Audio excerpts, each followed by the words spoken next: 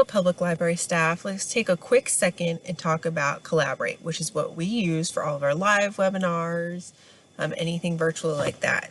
So when you log into the room, it's going to look something like this. It'll look a little bit different because you won't be the only one in the room.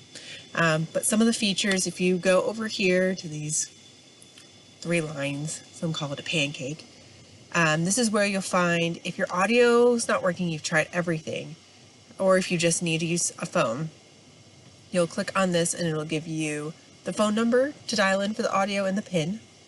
Here you can report an issue. This is kind of a help. Tell me about Collaborate. That's kind of fun if you want to look into it.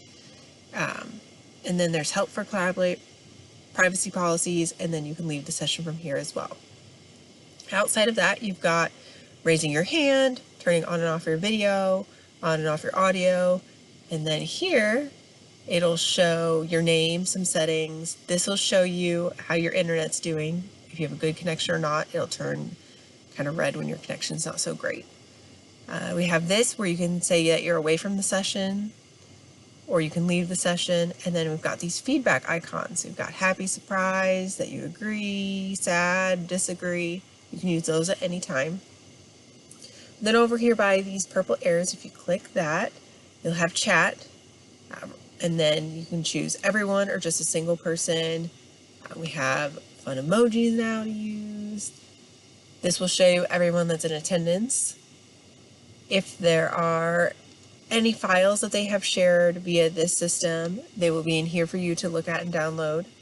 And then you also have your settings. So if your camera and microphone aren't working, go ahead and use this to try and fix it.